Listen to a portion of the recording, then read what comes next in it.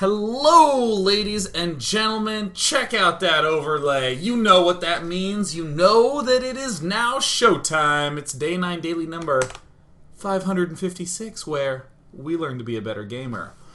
Oh. Today's an impromptu Newbie Tuesday. Originally, I was going to be doing some replay analysis, likely of the recent good Heart of the Swarm King of the Hill that they're doing. Apollo posted the replays of those earlier today. They're ripe and juicy for it. But I all of a sudden was like, you know, the beta is closing in like, what, 10 days? What day is it right now? It's March 1st, it's down. And it's February 15th. So that's amazing. We're about 2 weeks out, and I thought, you know what? Let's do a Newbie Tuesday. So I just threw one out there at like 5 and collected some replays, so we're going to watch through them. And in the course of doing these, it will be kind of similar. February 19th. I'm sorry. I can't read. It's not February. Wow. I looked at my clock. I don't even know what I possibly could have looked at to see that. Yeah, there it is. It's 19th. It's like right there. I'm going to try again. February 19th, so it's just like 10 days until the beta's down. So I thought, why not do a Newbie Tuesday? In this daily, it's going to be short. It will be a 2-parter because afterwards is Metadating Episode 7, where we are going to play Sims 3 late night and talk about it. Ugh. I'll be tweeting out that link to the Google Hangout post-show. And if you are watching this in the archive, go to day9.tv for a link to the show. Yeah, so it'll be a 2-parter where we'll be analyzing some of your wonderful submitted games of various rankings. I actually am going to close this game briefly so I can find out what the rank of the submitter was. Perfect. Perfect. Yeah, we're going to start on this map. I didn't record the rank of this one. Whoopsie daisies. Did it for everyone but this one, but that's fine. In these games, what we're largely going to do is look at the game from one of the players' point of views, and we'll be going through the game, kind of talking along with everything that I'm seeing. I like this, I don't like that, and most importantly, trying to identify the one big thing that really, in my eyes, went wrong. So I'll try to be clear about that. I just want to check one thing real swiftly. Tempest. I wanted to make sure I got the rank for this one down. Let's see. Ah, great. This is a Silver League game from Heart of the Swarm. Let's hop into it. 2-part. That's it. Here we go. Boink. Ba-da-da-da-da. Bum-bum. Down at the bottom left is the enemy Zeno. Up in the top right is Pliskin. Anytime I have trouble pronouncing a name, the first thing I try to do is see if it spells anything backwards. Like Nixilp. No, Pliskin. Pliskin is what it's going to be. So again, I want to just identify all the little tidbits that I'm liking and that I am not liking, and then trying to identify the big key moment where I feel like things went awry. Because I think probably the biggest danger is that even in a 30-minute game, it can be lost at the 10-minute mark, and all the actions from 10 minutes to 30 minutes are in vain, and it's so easy to apply analysis for something you could have done at the 15 or 20 or 25-minute mark, but don't do it! Just look for the first notable one, and put most of the weight on that. So here's the good luck, have fun from Pilskin, the have fun from Zeno, how brutal. Oh god, I guess I shouldn't wake up at 8 a.m. anymore. It's bad on my body. So, this is something that I'm actually, it doesn't bug me as much as I think a lot of players would make a big deal out of it. This first Overlord can very safely go to here, or very safely go to back here, or to here. There's a lot of locations where you can throw down your overlords where they're completely safe early on. However, at Silver League, which is what Pilskin's in, I would say nothing wrong with not focusing on that right now. I will say, any Silver Leaguer, feel free to send your first 2 overlords, that's a decent rule of thumb, your first 2 overlords wherever on Earth you want. and you'll almost always be fine. This, though strong, though fine to do, is only really fine if you are absolutely excellent holding off cannon rushes. The rest of the time, I'd recommend throwing down the spawning pool. Again, this is totally fine, but you must be absolutely stunning at holding off the cannon rushes. But other than that, Zpilskin's looking so far so good. Now, I will happily note that most players you will see take a third. Many players will take a third. Stefano, Dongrigu, Nest, you just see kind of auto take a third. However, Zpilskin does a smart thing. He scouts his opponent, and then he responds with a gas. I actually love that quite a lot. I think that's excellent. Like right here, this very moment. Doink, I see nothing. Time to build a geyser because I see no expand. Doink, there it goes down. So this is actually a responsive kind of thing. So this is great. Now, I want to take a moment to just note, there is a world of difference between what is theoretically the best thing to do and what is functionally the best thing for you to do at your level. For instance, if I were a coach in the NBA, I might look at a player in center and say, you should go for a slam dunk here. But I wouldn't say that to a third grade group of boys trying to play basketball. I wouldn't be like, Johnny, I know you're not above 5 feet tall yet, but let's dunk that ball, right? So I think it's good to acknowledge the theoretical optimum and embrace the where you're at right now. So I'm gonna be doing a little bit of that. So for instance, here's something that is theoretically, it doesn't matter where you send this drone scout.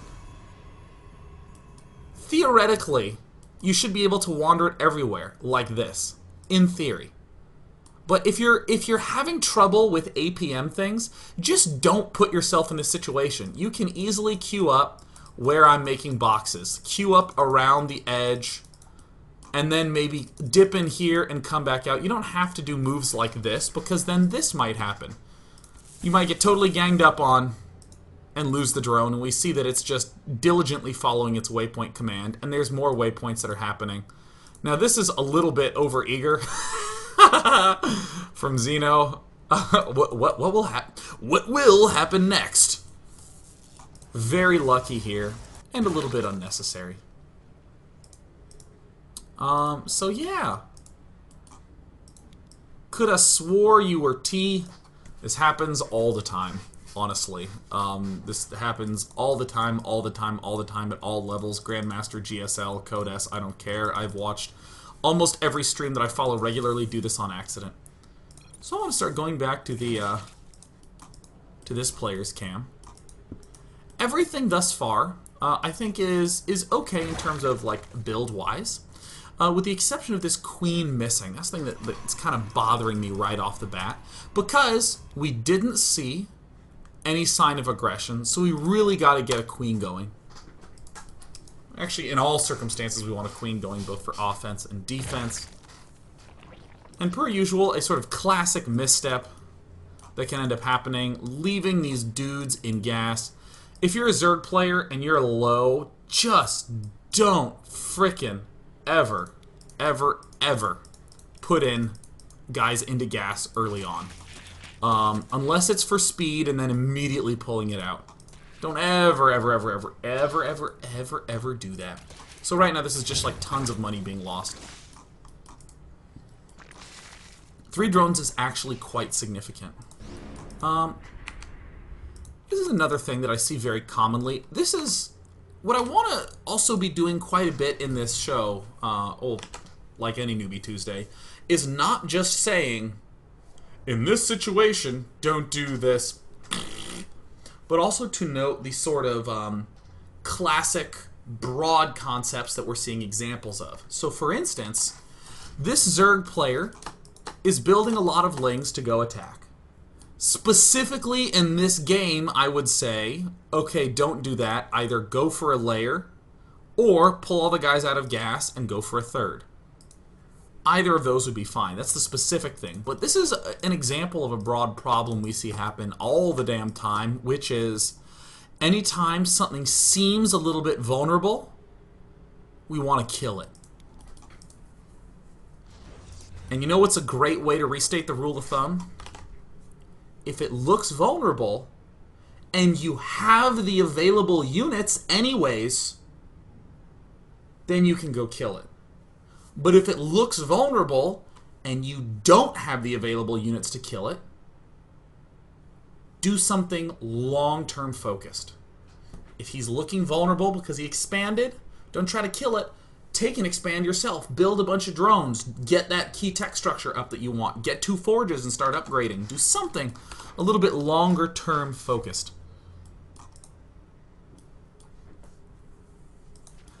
Almost never do we want to kill our opponent as early as possible. So this happens. This feels so good. This will trick your brain into thinking that this is a good attack. This is not a good attack. This is a very, very risky, unsafe, potentially damaging attack. It'll either work amazingly like this, or it will completely fall apart epically. So why go for a 50-50 chance of dealing some damage right now when you could 100% secure yourself your hatch? So one Spore Crawler going up, a very boldly placed pylon, and I think that in terms of execution, I actually feel that from a strategic standpoint, given that, you know, Pliskin is a silver level player, this is fine for his level. This is actually absolutely fine. This, even though we didn't get as many drones early on, this recognition that, you know, oh, I can actually take a third base here. This is excellent. The sort of, the getting of the spores upon seeing the Dark Templar, the getting of the spores in 2 locations upon seeing the Dark Templar, that's all spot on. I mean, clearly, virtually anyone who's at one of the lower levels will struggle primarily with the mechanics, the basics of them all.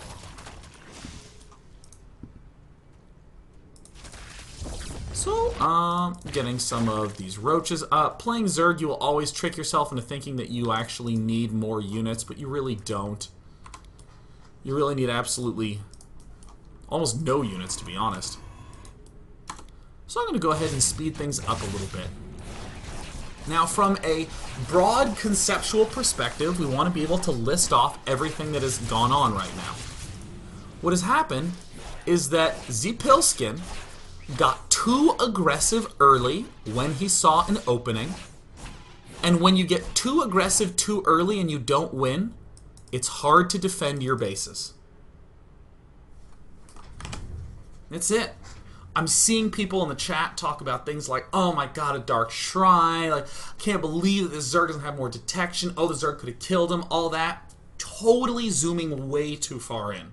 Way too far in. Because I love analogies to dating, I'm going to use it. It's the difference between something like, oh, you know, I was using the wrong deodorant and I didn't smell nice.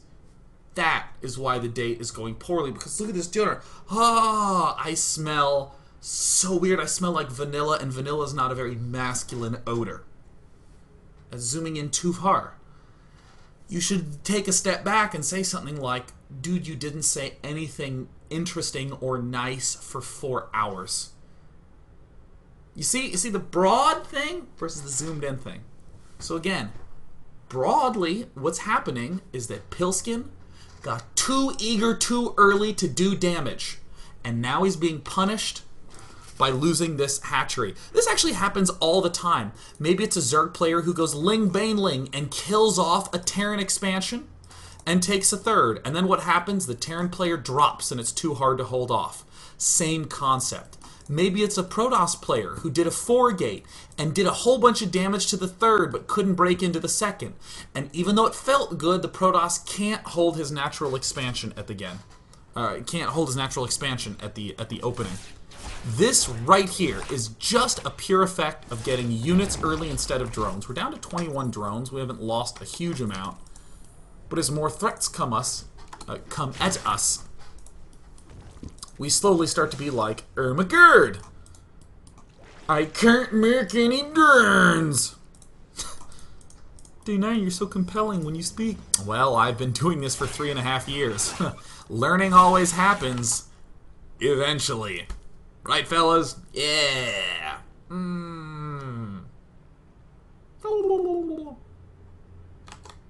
Alright, cool.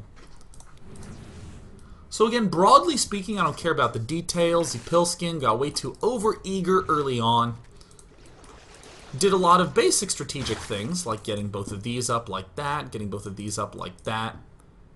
All those were fine. Doing things like spreading the creep out, having an overseer in a very nice position, spreading creep to his third very nicely, getting the double Evo chamber on 2 bases, I think is great, especially given the gas count. So, one of my favorite things to discuss ever is what our plan is and how that interfaces with our economy. Super ultra basic statement, really, really complicated when you start to get into things. So, when this game opened, Pilskin, in the request I sent out, he said he was trying to go Roach Hydra in the game. His goal was to go Roach Hydra and to win with Roach Hydra. Great goal in Zerg vs. Protoss. For a silver level player, that is fantastic. I want to go Roach Hydra. And then we saw Zipilskin even had a competent opening and a correct response. It was great. That's all you need. Theoretically, you're going to have a whole bunch of stuff going on, but unless you can state your strategy simply, you're boned. You're boned, Amanda. Like, you need to have a simple, succinct, clear statement. I just want to go Roach Hydra. It's totally fine. Maybe as you get up to Gold and Platinum, you say, I want to go Roach Hydra to deny his third, and then overwhelm him. That's great. Maybe as you get up to Diamond and Masters, I want to go Roach Hydra to destroy his third, to apply pressure until I get to Greater Spire. Like, the simple statement evolves into more nuanced, but still very, very, very, very, very simple statements. Very simple. Super simple. Love that. So, okay, went on a little bit of a tangent, but let's come back. Zipilskin said his simple thing, Roach Hydra. Good. We need a lot of resources if we want to be getting Roach Hydra, because it's not like if we, say, went Infestor Ling, and we could say something like, I'm going to build Infestors with my gas, and then expand with the leftover minerals until I have 3 bases, and then I will be getting all them Zerglings up. You can even go Ling Infestor on 2 bases pretty reasonably. Roach Hydra takes quite a bit of money, and the way that you'll experience this is just by noticing that if you're building Roaches and Hydras on 2 bases, you're just broke, especially if you try to get upgrades. Like this moment right here. This is a moment that is super key to be aware of. I'm gonna go Roach Hydra. Okay, here's the Hydras coming out. There they are. Here's some larvae. Here's some more larvae. And we're broke. We really do need this 3rd expansion. You'll actually feel the same thing if you go Roach. So, you know, this is a simple way to then say, okay, in the next game, I really need to focus on getting a 3rd up before I begin going Roach Hydra. If you wanted to, extend this a bit, you could say, all right, Roach Hydra looks good. I guess I really don't need this 4th geyser because I'm not hurting for gas. In fact, I have gas left over, and I'm still spending all my minerals. So yeah, with my Roach Hydra opening, I probably don't even need this gas this gas number 4, at least until I get up this expansion. So everything so far so good. I'm going to speed it up a little bit. Yet again, we see another issue with not thinking economically so much. After this expansion was up, we see Zipilskin doing just the mass building of stuff. Like, I'll actually come back here Do. Pops up. Alright, the expansion's done. No drones here. We're doing this. We're building these. Still just chilling at the same drone count. Drones get transferred, not the same thing as drones being built. We're not actually building any drones. We're still just rolling out all the units. Still rolling out units. We did a little scouting, poking. That's fine. But getting upgrades, rolling out the units, and still, we just know we have larvae left over. Very common. In fact, very common at bronze, silver, gold levels to think of StarCraft in terms of units, because it's easy to say things like, that dude needs corruptors, oh, Immortal's so strong, that storm, so Gosu, Medivacs, BS, thinking of everything in terms of units. Many of the units that you have will die very swiftly. But your buildings will be there the whole damn game. Damn. So all your strategy is actually based on your buildings. If you ever have inactive buildings, find ways to cut them out of your strategy or to begin making use of them. For Zerg, larva also counts as a building, by the way. Yeah. Building's the foundational aspect. So if you're a Protoss player and you build 2 robotics facilities and you are not using them, you're trying to transition to Templar, something's going wrong. If you are a Terran and you rush for a starport to do Banshee harass, and then for the rest of the game you are not using that starport much at all, then something is going wrong.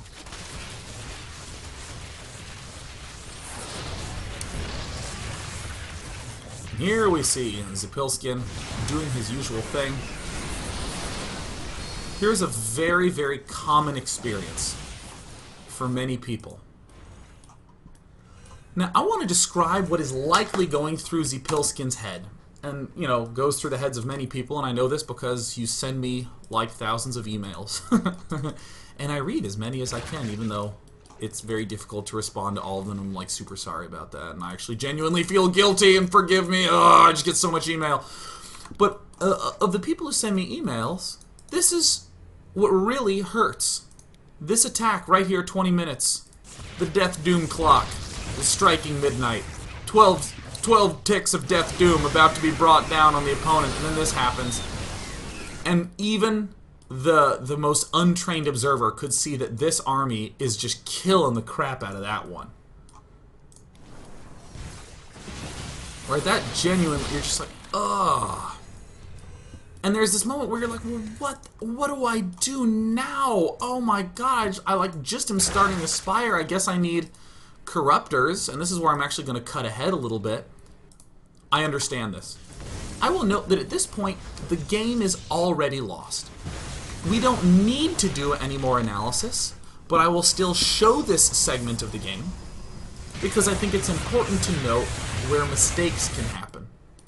The getting of the corruptors, the acquiring of more roach hydras, the building of stuff, the identification that there are like so many freaking bases going on, the rage at what nerfs should be going into Protoss soon in order to make this game winnable. This game is not winnable anymore. This game was not winnable a while ago.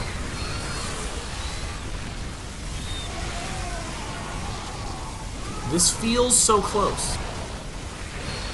I got all the Colossus. I should be rewarded somehow.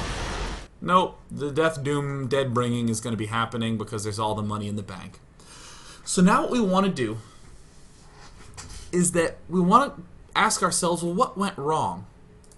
The first moment when things felt really terrible was right here. If you're playing your game, and you ever hit a moment where you go, fucking, dude, then it definitely happened way before this moment. So I will actually come back to around this 8-minute mark, and we'll just kind of show this nasty little propagation. Actually, it looks like it happened earlier around the 7-minute mark. This happens with, oh geez, 6 minutes. Alright, cool. This happens. This happens all the time. I would actually identify that from the 6-minute to the 10-minute mark is when the wrong thing actually happened. And this is how I'm going to try to attempt to demonstrate this. I am going to talk about everything that's happening right now and then note how that affects later on strongly. That's how we're going to end up doing this. Before we step into the game, I will just give you my statement. Very often, players will identify a weakness that the opponent has, and two things will happen. One, they will have units to do some damage there, but not quite enough. So this player will try to build up a force to try to attack it right away. That's one thing that ends up happening. The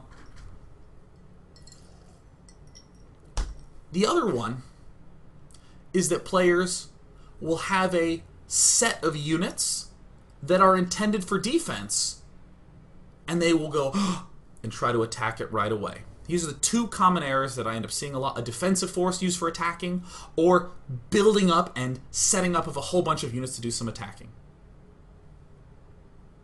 Don't do that. Don't do that. Like, not even don't do that unless blotch. Don't do that. Don't. Damn it, don't. If you want to be Marine King Prime and go for a 2 racks, an aggressive build with attacking, then you better attack. But if you set up a defensive play that relies on defending and getting drones and doing all that stuff, don't attack. Just don't. Just don't do it. Don't. Because what will happen later is that you will have a weak economy, weak tech, weak upgrades, and then you'll lose in the late game. So again, succinct statement for all races. If you see vulnerability, try not to exploit it by suddenly attacking when you didn't plan to, or by building a bunch of units when you didn't plan to. Don't do that. Focus on the late game and the fact that he cannot attack you. Let's come to the 6-minute mark. From 6 to 10 is when we're going to see all the mistakes that we need to know to adjust. We've identified weakness. So what are we doing? Well, first of all, this is great. We always want to get early ling speed. Even a small amount of lings with speed are baller. First thing, leaving guys in the gas, a common little error, but this will hurt us later because we desperately need a small number of drones and infrastructure right now. Building of all these zerglings doesn't seem like that much, but this is, wow, 1, 2, 3, 4, 5, 6 drones that we could have built. In fact, that is making our economy better by 30%. We could have increased our economy by 30 frickin' %. So because we have not made those drones, and because we soon enough are going to take this expansion, right now building these is cutting into our ability to expand now, which will hurt us later. Building these cut into our ability to make drones, which will hurt us later. Leaving these dudes in gas, a little minor, but, you know, you get the idea. This feels good.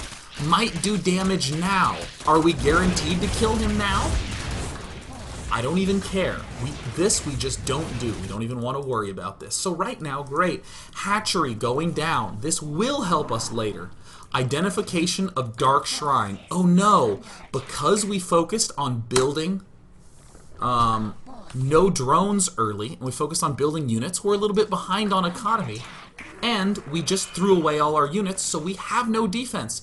So because we built those early units and then they died, we now have to build more early units so that we don't die right now. We have to build more defenses so that we don't die right now. All of this eating into our ability to get our drones up. And because we focused so much on first building those zerglings to help keep us alive, or excuse me, to try to kill him, and then a bunch of zerglings to help keep us alive, we're way behind on our layers, so we don't have any mobile detection. We don't even have this expansion up very long. All these decisions that we made at just 6 to 7 minutes are really hurting us quite badly. So now, we start to think, oh, well, let me just, now that I have these units, I'm going to once again go try to make some kind of attack. Indecision begins to strike us as we actually see the ripple of those DTs. You can see them right here, moving on in. And we have little economy, we have little tech, we have no way to exploit this situation. And here's the big statement. Why did we kill his early Nexus? Because that would hurt his economy. How do you exploit a hurt economy? By having a better economy. And we don't have that.